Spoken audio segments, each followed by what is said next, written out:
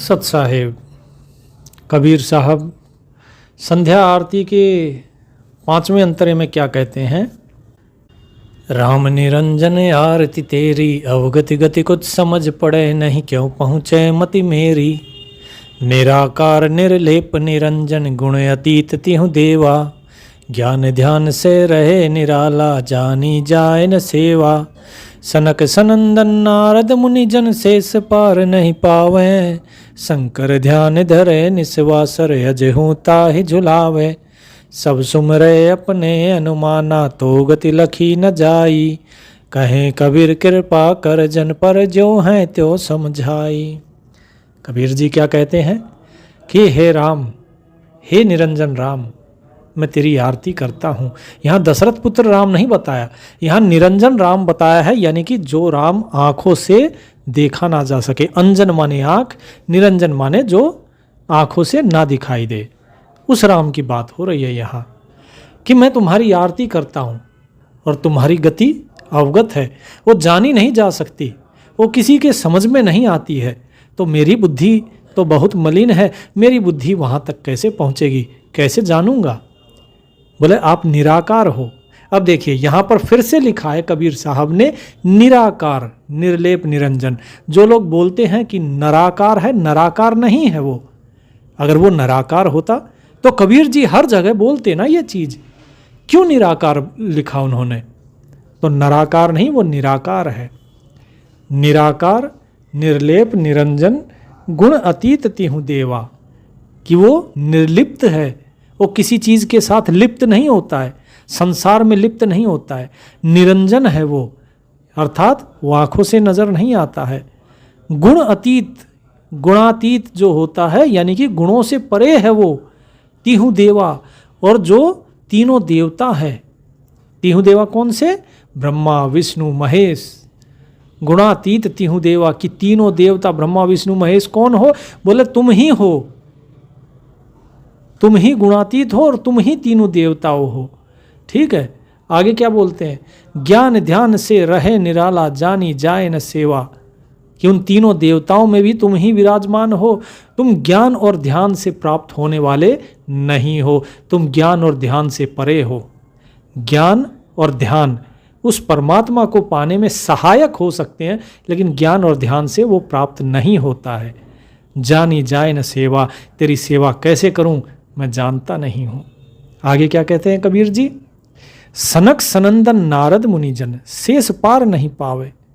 कि सनक सनंदन सनकादिकादि ये सब भी आपका पार नहीं पाते हैं।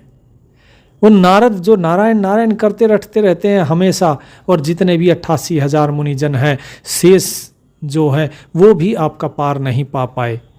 आप अनंत हो, अविनाशी हो, आपके आदि अंत का किसी को नहीं पता। शंकर ध्यान धरे निस्वासर, अजहू ताहि झुलावे, कि शंकर दिन और रात ध्यान रखते हैं, फिर भी जो है वो आज तक बीच में ही झूल रहे हैं, वो आप तक पहुंच नहीं पाए हैं। तो स्वयं शंकर भी आप तक नहीं पहुंच पाए हैं। फिर क्या कहते हैं? सब सुमरे अपने अनुमाना, सब अपने अपने अनुमान से, जिसका जैसा अनुमान है सब अनुमान लगा रहे हैं कि परमात्मा कैसा है, क्या है, कौन है, लेकिन वास्तविकता कोई नहीं जानता। तो गति लखी न जाई, सब ने अनुमान लगा लिया, लेकिन फिर भी आपकी गति जानी नहीं जा रही है किसी से। कहें कबीर कृपा कर जन पर, ज्यों है त्यों समझाई। कबीर जी कहते हैं कि हे प्रभु, अपने इस जन पर कृपा कीजिए और आप अपने बारे में बताइए, जैसे आप हैं आप वैसे मुझे समझाइए, अपने बारे में बताइए। आगे क्या कहते हैं? नूर की आरती नूर के छाजे, नूर के ताल पखावज बाजे। नूर के गायन नूर को गावे, नूर सुनते बहुर न आवे।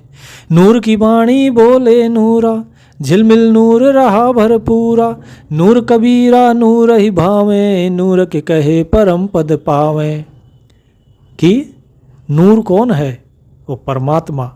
वो परमात्मा तेज पुंज रूपी है, नूर रूपी है। बोले उसकी आरती, और नूर की आरती नूर के छाजे, और नूर के ताल पखावज बाजे। कि आरती भी उसी परमात्मा की हो रही है, छत्र भी उसी परमात्मा का ही है, और वो नूर जो है, वो परमात्मा जो है, वो खुद ही ताल दे रहा है। अर्थात ताल बजाने वाले भी वही हैं और ढोल पखावज बजाने वाले भी सब वही परमात्मा है। उस परमात्मा से अलग कुछ है ही नहीं। कबीर जी ने बिल्कुल साफ कर दिया।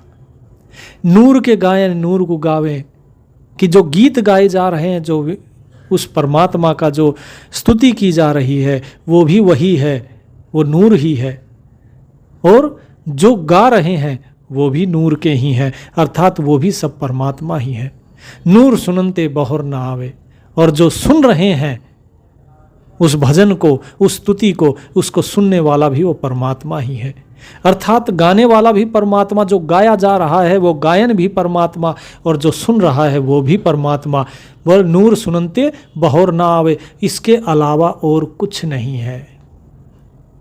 तो अब देखिए, ये बहुत गूढ़ बात है कि सब कुछ, कबीर जी क्या बताते हैं, सब कुछ परमात्मा है। नूर की बाणी बोले नूरा, कि वो परमात्मा बोलने वाला भी वो नूर ही है, नूर की ही बाणी है, और बोलने वाला भी नूर ही है। ठीक है, झिलमिल नूर रहा भरपूरा, कि वो झिलमिल जो दिखाई दे रहा है, जो प्रकाशमान है, वो उस प्रकाश से वो नूर वो भरपूर है। नूर कबीरा, नूर ही भावे, कि ये जो कबीर है ये भी वो परमात्मा ही है, और मेरी कोई औकात नहीं है, कबीर कोई नहीं है। बोले सब कुछ वो परमात्मा ही है, और जो कुछ है उसी का भाव भी वो नूर ही है, अर्थात वो परमात्मा ही इस कबीर के अंदर उत्पन्न होने वाला भाव है।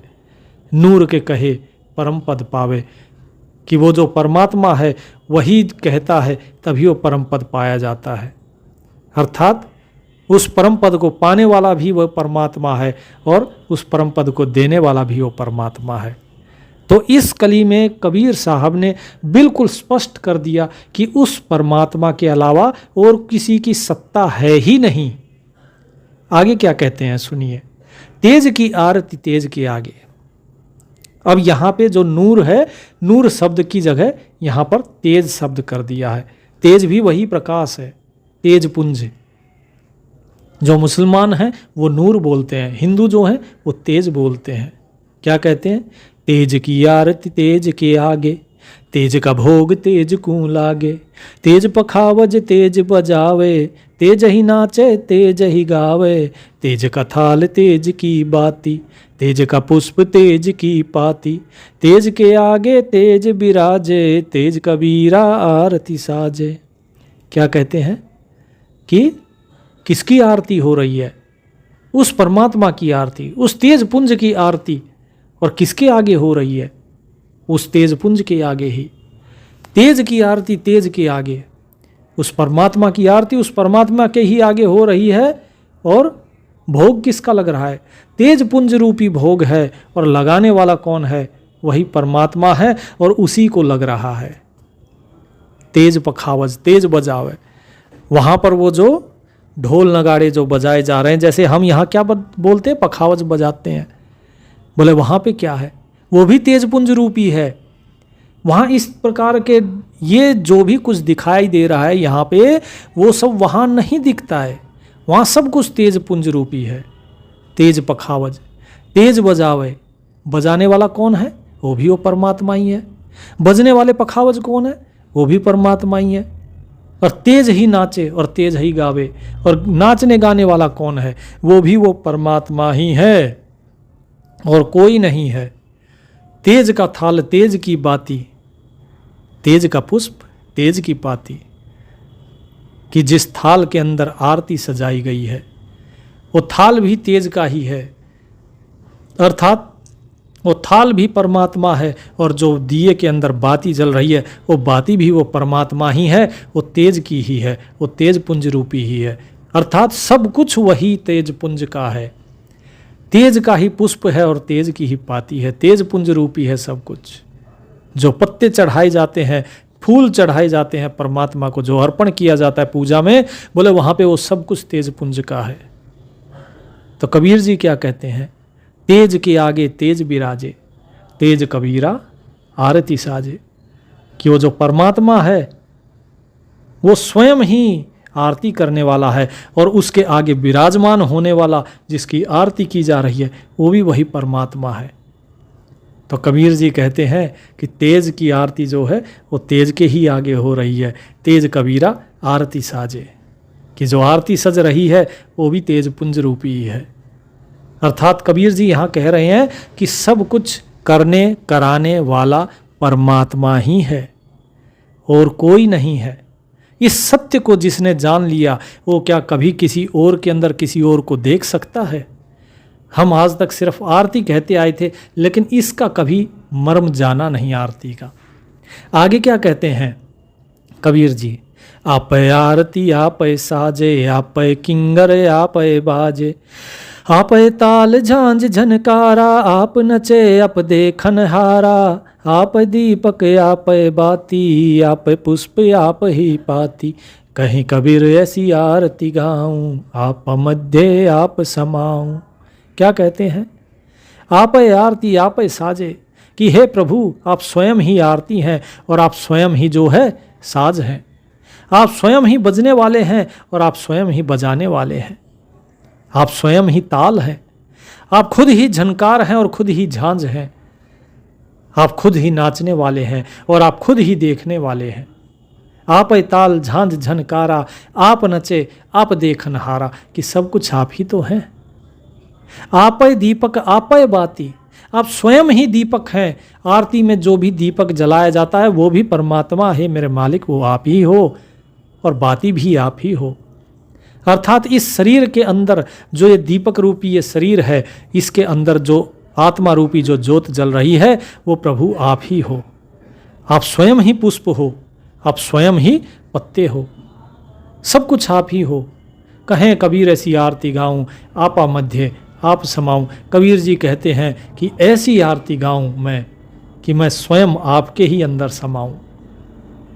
तो यहाँ पे कबीर जी ने इन 3 कली में ये सारी चीज़ बिल्कुल स्पष्ट कर दी कि उस परमात्मा के अलावा किसी की सत्ता ही नहीं है। चाहे कोई काल हो, चाहे ज्ञान हो, चाहे अचिंत हो, चाहे जलरंगी हो, चाहे योग संतायन हो, जोगजीत हो, कोई भी हो, जितने परमात्मा के पुत्र हैं किसी का नाम नहीं है। कबीर जी कहते हैं कि जो है सिर्फ और सिर्फ वो परमात्मा है, उसके अलावा और कोई है ही नहीं। अब जरा सोचिए कि हम कैसी संध्या आरती करते हैं। हम तो सिर्फ जो आरती हमने रट ली है उसे हम गा देते हैं और ढोल बजा देते हैं और हम सोचते हो हमने बहुत बढ़िया आरती करी है, परमात्मा खुश हो जाएगा। बताइए, जो इन्होंने बताया है कबीर जी ने और जो हम कर रहे हैं, क्या वो एक ही चीज़ है? क्या हम वही आरती कर रहे हैं? क्या हम जो है अपने मन को शुद्ध किया हमने? क्या हमने तत्व का तिलक लिया? नहीं लिया। हम तो आज भी वैसे के वैसे हैं, रट्टू तोते हो गए। सिर्फ फ़र्क इतना है कि कोई मंदिर में जाके गा रहा है तो कोई घर में गा रहा है। ये रट्टू तोता नहीं बनना है। तो जो साहिब ने बताया है वो आरती करिए, जिस तरीके से उन्होंने बताया है वो करिए, उसके बाद ही बेड़ा पार होगा। नहीं तो ये आरती गाते गाते तो कितने पोंगे पंडित निकल लिए और हम भी एक दिन ऐसे ही चले जाएंगे। वो काल हमारे सर पे बैठा है, वो कब चुटकी बजा दे पता नहीं, और चुटकी बजाते ही खेल खत्म हो जाएगा। इसलिए संभलिए और जो कबीर साहब ने बताया है वैसे आचरण कीजिए। सत साहिब।